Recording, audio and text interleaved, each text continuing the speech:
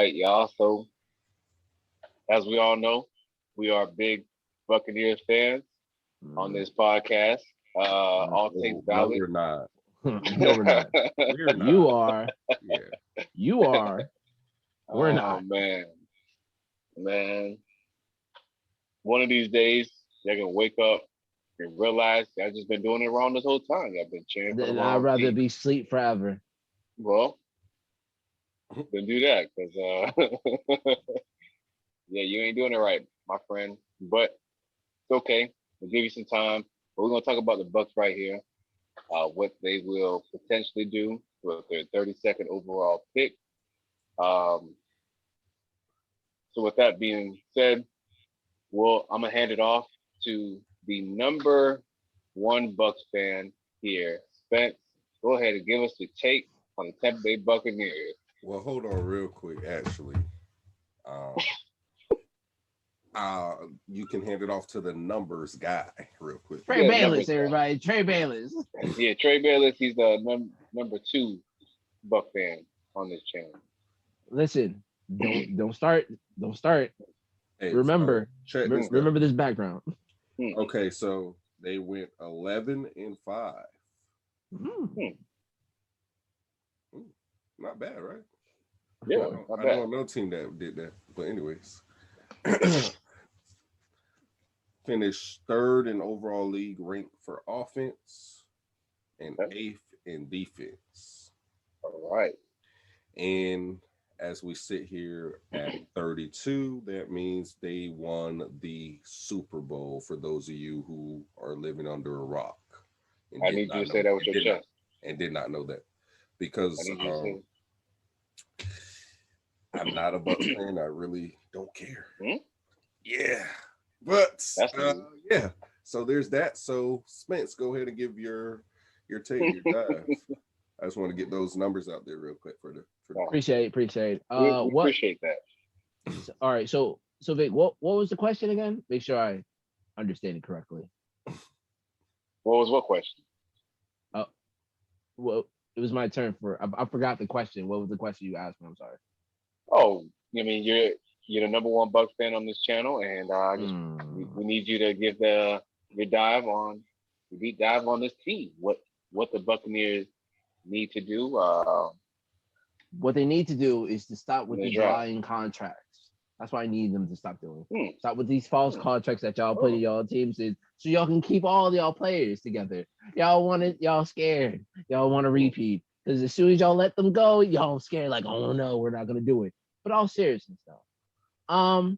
Well, let's really think about it. Most of the pieces that you have on the Tampa Bay Buccaneers is pretty much back. You got Godwin, you got Mike Evans. Gronk is resigned. The only person that's really out there in the ether or free agency that's still left is AB, and y'all might not. It's a possibility. It's a possibility he might be coming to you guys. And I don't mean the Bucks. I mean the Ravens. But if so, well, that's another topic because y'all might not use them. But anyways, for the Buccaneers though, what do they need? I don't know. Mostly, let's just pick the position. For me, let's do defensive tackle. The line. Let's use that because sure, you got Villavea's back. Ndamukong can say he's gonna come back, but were also injuries in that time period that sure the backup did perfectly fine, but it can get iffy. I mean, you could do offensive line, but maybe another. You already got too many wise. So I'm gonna say defensive tackle. I'm gonna say that, and with that one, I actually have somebody that is very interesting. I have actually the edge rusher, actually Greg from University of Miami. Not saying that he will go that far, but as much teams are looking for offensive tackles and maybe some corners, most of them might fall that short, so he might be there. Also, a lot of mock draft boards that's happening. They see that Asante Samuel is there. I don't know if that's Crazy. I mean, that could work, but I doubt it because if I'm the Saints, and the whole Marshawn Lattimore situations happen, and I know Horn, somebody else is gonna be gone, I might as well pick him up, especially if I know somebody in my own division is my rival that I'm going to see numerous of times picks him up. That's gonna be a problem. So mostly it's all defensive for me. But in all seriousness, in all reality, do y'all really need to pick on anybody? Not really, because you got almost everybody back to replace. So basically, you're just doing it for depth. Okay. Trey. Trade back against everybody.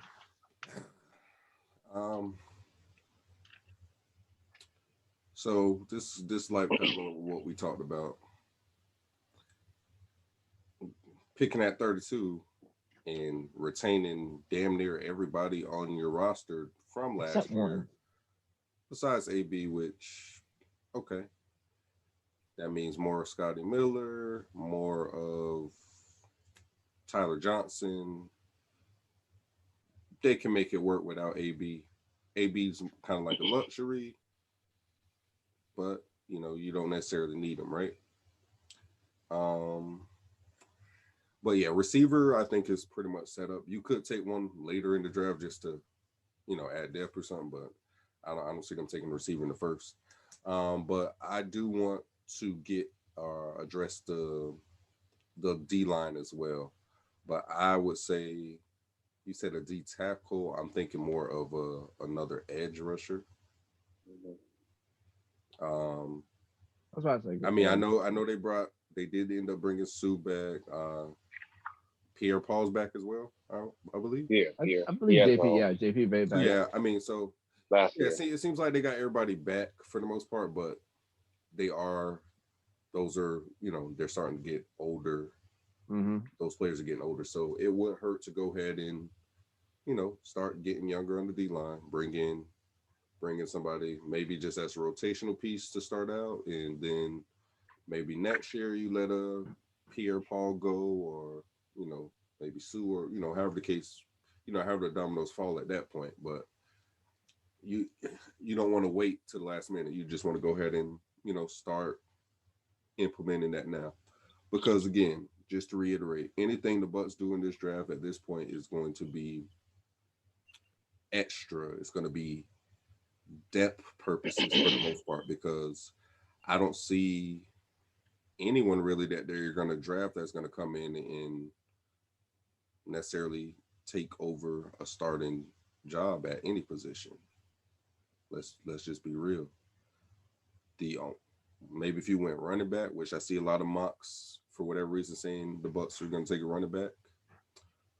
Yeah. Running back, I mean, Fournette, you see what he did in the playoffs, and I'm a personal fan of Rojo, but could they potentially go running back? I don't think they should. They just brought in Giovanni Bernard. They got the kid Vaughn. Like, the running back room is pretty deep, but hey, that's crazy though. Like, so for whatever reason, let's say Travis Etienne was there at 32. Do you pass that up? Do you pass that up if you're the Bucs? Like, let's be real. Nah. That would be intriguing. That would intrigue me. But so really, Bucs should probably go best available. They're the best team. Just go best available. You have a couple positions you kind of want to hit on. For me, I think you get younger. You start getting younger on the D line. I look at an edge rusher. Another corner won't help. Somewhere in the second or third, maybe. But you could even flip that. You could go corner first. Say if Asante Samuel was to fall there, and the reason he's falling, Spence, everybody, is his stature. More or less, like he can play the ball and everything, but in the NFL he's going to be undersized, so he's going to be a slot corner for the most part. He's not going to be able to play outside with some of the taller receivers. So you're not really going to spend a first round pick on a corner who is going to majority play in the slot. Yeah, that sucks. No, I mean that it sucks, but he's gonna be Right. a steal. He's gonna be a steal for somebody. Right. No, Yeah. but I just say it sucks that, because of something that, you really can't force. It's not like his daddy was that much taller either. Yeah. So like, Yeah. I mean, he just got to use what he just uses the best of his abilities. I and mean, he yeah, definitely makes plays when you see if you watch him play. He definitely yeah, makes yeah. plays, but that's what I'm hearing. A lot of reason why he's dropping down Just people's dropping. boards. Yeah. It's because at the end of the day, he's gonna be a slot corner at the next level. And are you really spending first round money on a slot cornerback? Slot, right. But anyways, back to the Bucs. I have them taking Jason Uwe Okay. from Penn State. Penn State, yeah. Now again, he's a dog, right? So I know I just said that I don't think anybody's gonna come in and just start or take a starting job, which I still stand by that. But he's somebody I could see getting heavy rotation if he depending on how he translates into the league or whatever. But that would be a good young piece. Get to learn from some vets over there, learn their tricks of the trade at the next level, and yeah, that just be another scary addition to that Bucs pass rush. So that's what I would do if it's me. But again, corner couldn't hurt because I know Carl Davis, that's my boy, grave diggers or whatever he named y'all, but the secondary is still kind of young. I'll say that. Now that obviously the front seven make them look a lot better than what they is. Trust me. They disguising a lot of stuff back there.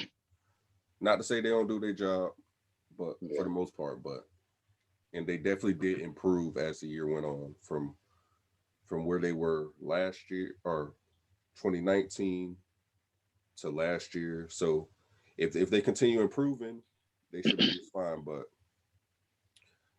yeah, it probably couldn't hurt to get another corner in the mix just to motivate some of those guys, just competition. But Vic, because this is your team, and you made me actually have not a deep dive, but you made me talk, and I wanted to talk about the Bucs. So I told you, I mean, you're low key, you're a fan of the Bucs. I know Chris Rosario. I mean, I'm sure he knows that you're a Bucs fan deep down inside, but you're in denial. But it's all right. So yeah, I mean, it is 420. That's you high. Okay, that's what I am. That's what I am. There it People, goes. why I look high. There it goes. I knew you was just talking crazy just then when you said I was a Buc. Made sense now. Go ahead. Hey, good pickup, Trey. Good pickup. Man. I knew something was wrong with him. Maybe after the show, but not right now. So TampaBay Buccaneers, obviously, we pretty much re-signed everybody as Spence and Trey have referred to, especially with the contracts that we were able to manage. AB, obviously, he's still he's still a free agent. Not too sure if he's going to be back with the Buccaneers, but I did hear recently that the Kansas City Chiefs are interested in him as well. Obviously, the Ravens. Payback. Yeah, that'd be pretty interesting if the Chiefs were able to get him, because that would definitely be an upgrade, in my opinion, over Sammy Watkins. I thought Juju would have been good over there, but AB, AB, yeah. But yeah, obviously the only addition that I can recall, Giovanni Bernard, good third down back. Outside of that, everybody else, we didn't really need too much in terms of improvement. Hey, I'm sorry. I'm sorry. Hey, no, I ain't gonna lie to you. If AB signed, I just had to really think about how that that's that'd be nasty. Because who do you double team? Who do you double team? You leaving Hill 101? You leaving Kelsey 101? You leaving AB 101 with a third option? AB on the third corner? Okay. Well, the Bucs, we just going man coverage on Travis Kelsey, and then we're gonna double. Well, we're gonna keep one corner down with Hill and the safety over the top for and for then Hill. somebody on that island. Yeah, that's nah. Because you gotta think Hartman's still out there. We'll put Carlton Davis on Antonio Brown. Nah, bro. And that's my dog. And Jamal Dean on Hill, just like in the Super Bowl. It'd be all right. I don't know if Carlton want that smoke, bro. Man, I'll be real with you. All right now. Okay. Remember, this is Pat Mahomes still good, it on the money. It's gonna be a good matchup. Let's continue. This it's gonna be a good matchup. Yeah, it's not even. Yeah, it's not even official. So just like Trey said, surprisingly, I actually have the same pick for the Tampa Bay Buccaneers. I've seen him. This guy's being taking my homework. Damn. Oh, man. I've seen him being selected to us, but I've definitely seen defensive tackle Christian Barmore from Alabama. I'm not crazy about it. I know y'all got Lucas and Sue. Why you want another D exactly specific? And then you got and then y'all got Roaches, which he when Vita Vea was out, that's who took in over Vita Vea, and he did a good job. And then y'all brought in McClendon too. Yeah, McClendon, he's back. So I mean, he's older. He's a veteran. Like I think he's 37. Yeah. But regardless, he did his job. Still always a Steeler. Yeah, that's my boy. But just potential picks that I've seen. Obviously, Jason Away from Penn State. I've seen cornerback Asante Samuel Jr. being selected to us. I've also seen quarterback Mac Jones, which that to me is kind of a stretch, but we never know how this whole draft is going to turn itself out, because there's always a quarterback that typically drops further than we think, or a player. I'm not expecting it though. D tackle, as I said, Christian Barmore, and a receiver, Kadarius Toney. Players that I've seen that's been projected to the Buccaneers, as well as TCU safety. What's that guy's name? Morrig or something like that. Oh, you know what I'm talking about? Trevon Morrig. Yeah, Trevon. Yeah, that's why I had going to Baltimore. Yeah, I've seen him. Me and you both agreed on that. I've seen him mocked to us, but to the Bucs. But I definitely agree with you on that. That may be potentially what the Ravens do. But either way, I think Kadarius Toney would be an interesting prospect, just because he has return ability, and he would definitely be I would think a solid slot receiver, maybe outside like a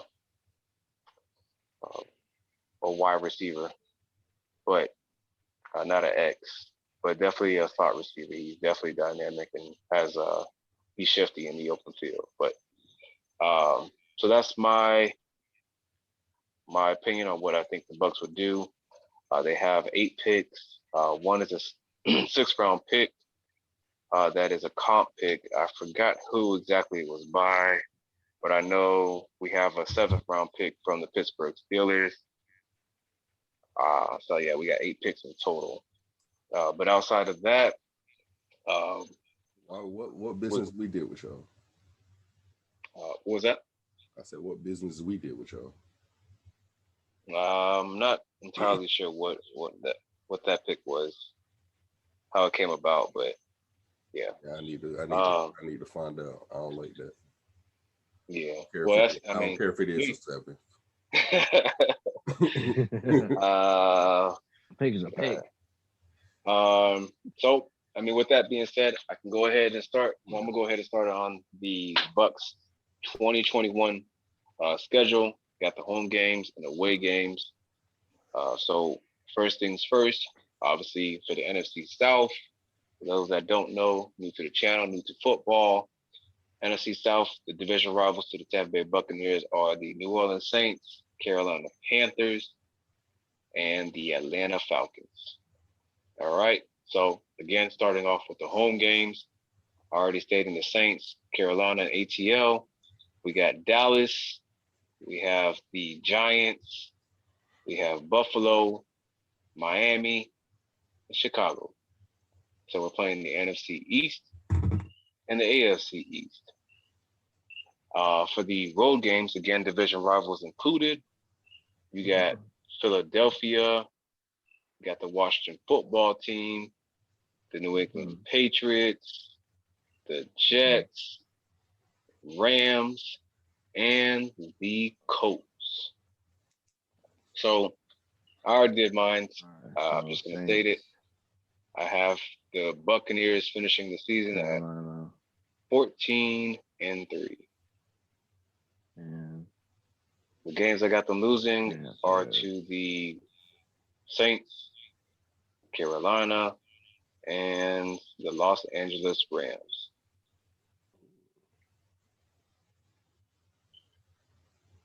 Give me a second here to go through it one more time. Yeah. So. Vince, make it hard. No, I have it. I'm just making sure I have all the right ones. I did all the home games without putting the rivals. Oh, okay. Thought you were trying to calculate because we know you're not good at math.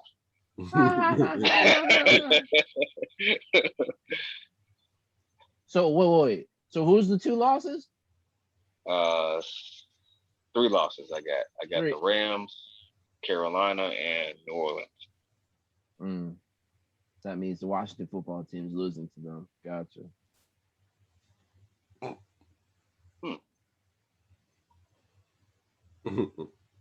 Somebody's 12-5, remember? Yep, but I have the Washington football team losing to the Bucs. So. That's what I'm saying. Oh. That's one of the 5, of course. So that's one of the 5. Yep. Well, I think you're looking at this a little wrong, but you got them buck tinted glasses on, so you're a little biased. You're a little bit biased over there. Really? Oh, because he went what? Nah, because it's some other. Don't worry. I'm gonna say it. Hey, what's the extra game? I don't know what I think it's the Colts. Yeah. Okay, that is correct. It is the Colts. Yeah, it's the Colts. Which that one could be a loss too, potentially. Could be. But you got Mr. Glass back there, so we don't know. He got a top 10 O-line. So that pass rush ain't doing what it did to the Chiefs against them. I mean, we'll see. Anyway. What you got, Speed? 12-5. Okay. Have 13-5. Right. No. Well, yeah. No, 12-5. 12-5. That's it's 12-5. Yeah, 17. Yeah. 12-5. Oh yeah, right. Because last year was 11-5. Who's not good at math? I forgot. Anyway. Anyways, so who they lose? So Saints, Carolina, Rams, Colts, and I don't care what you say. All right. Yep. It's Miami Dolphins. Yeah. The big bias right there. Big bias is on the record. There's no bias. It's record.